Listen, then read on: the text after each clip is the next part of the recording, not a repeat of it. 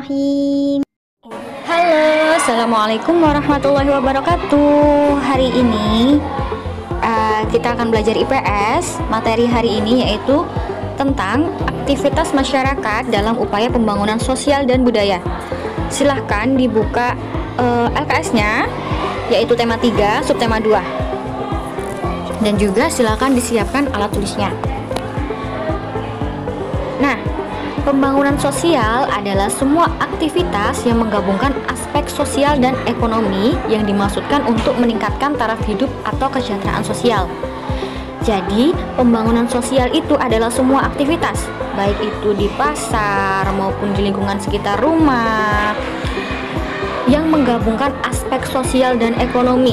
Ya, jadi ada aspek sosial antar masyarakat dan juga aspek ekonomi, yaitu seperti jual beli, yang dimaksudkan untuk meningkatkan taraf hidup atau kesejahteraan sosial. Itu disebut sebagai pembangunan sosial. Contohnya ialah aktivitas yang terjadi di dalam pasar. Pasti kakak pernah ke pasar. Nah, di pasar itu banyak terjadi interaksi. Pekan lalu Ustazah sudah menjelaskan mengenai pengertian interaksi. Interaksi adalah hubungan timbal balik yang saling mempengaruhi.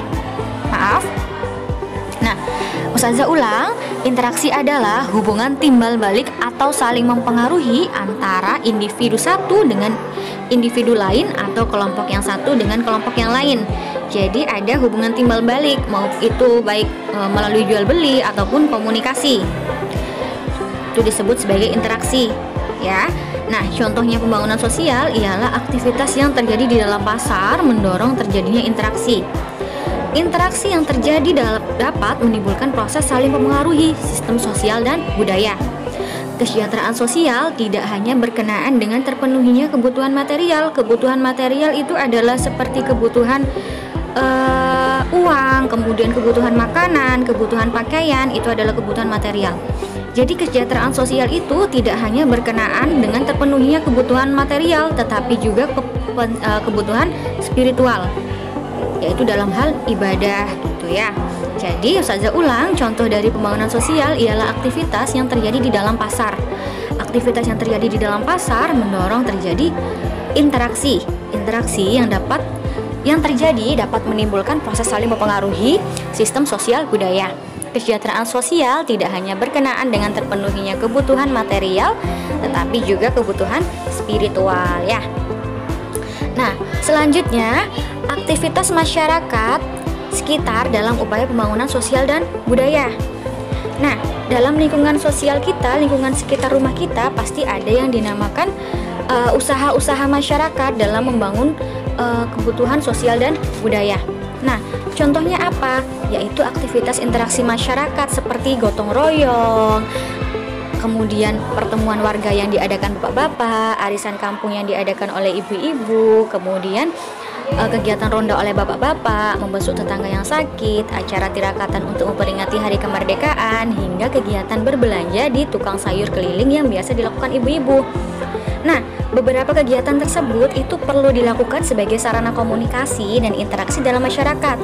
Nah, syaratnya kemarin Ustazah sudah jelaskan bahwasanya dalam melakukan suatu interaksi itu diperlukan adanya komunikasi, yaitu komunikasi antara individu maupun antar kelompok. Jadi kalau tidak ada komunikasi maka interaksi itu tidak ada. Ketika ada komunikasi itu maka adanya interaksi. Ya, jadi kegiatan tersebut itu perlu dilakukan sebagai sarana komunikasi dan interaksi dalam masyarakat. Jadi dalam bermasyarakat diperlukan adanya komunikasi dan interaksi.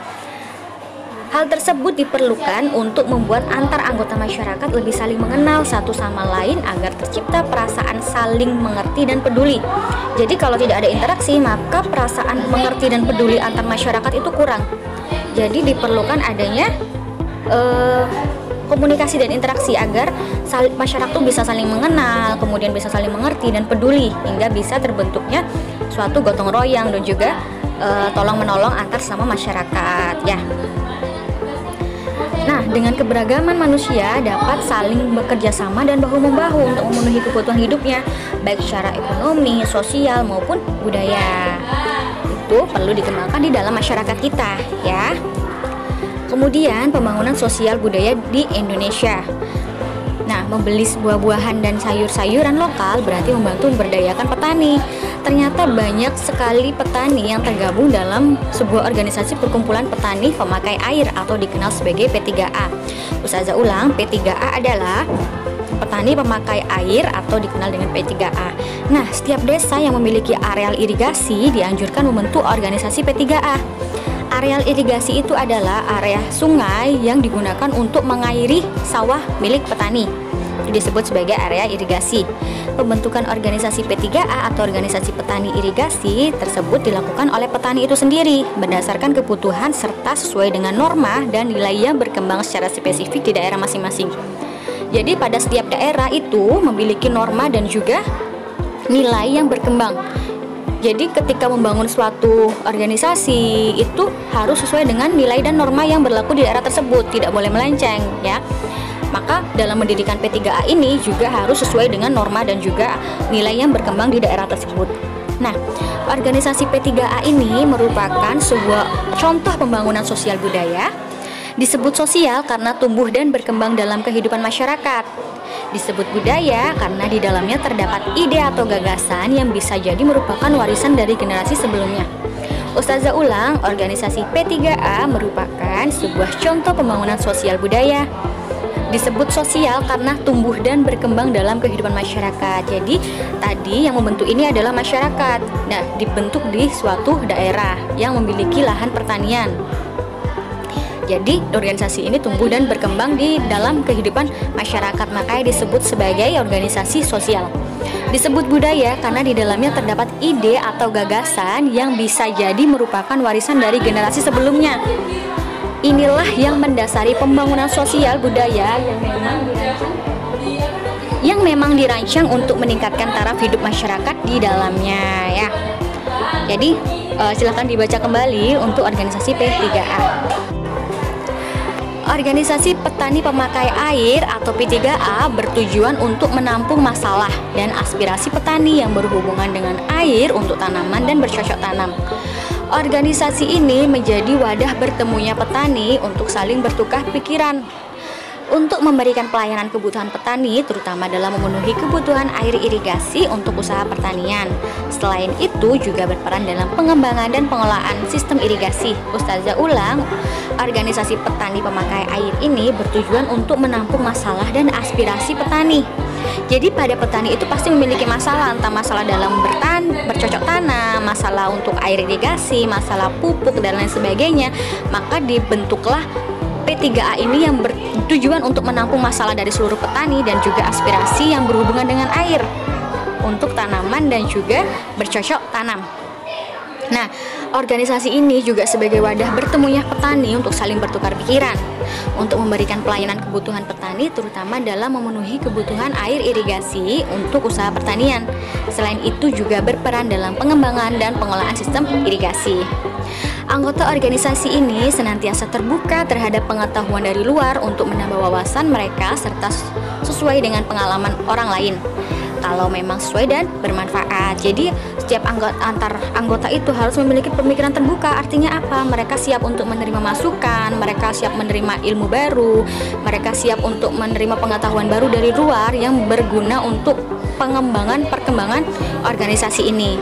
Nah, selain itu, organisasi ini juga ikut menjaga lingkungan fisik, sosial, budaya, politik, dan ekonomi yang ada di daerah tersebut. Jadi ini adalah pembangunan sosial budaya di Indonesia yang mengenai organisasi P3A, yaitu organisasi petani pemakai air, di mana organisasi ini bertujuan untuk membantu petani dalam memenuhi kebutuhan air, untuk memenuhi kebutuhan air dalam pertanian mereka, di dalam lahan pertanian mereka atau di dalam proses bercocok tanam gitu ya. Nah, ini ada di halaman 58. Jika kurang paham kakak bisa baca kembali di halaman 58. Nah, selanjutnya silakan disimak kolom tugas. Ustazah akan memberikan tugas, silakan dikerjakan dengan baik dan juga silakan dikumpulkan kembali di Google Classroom. Nah, sekian materi pada hari ini, semoga dapat dimengerti dan dipahami dengan baik. Ustazah akhiri, sekian, wassalamualaikum warahmatullahi wabarakatuh.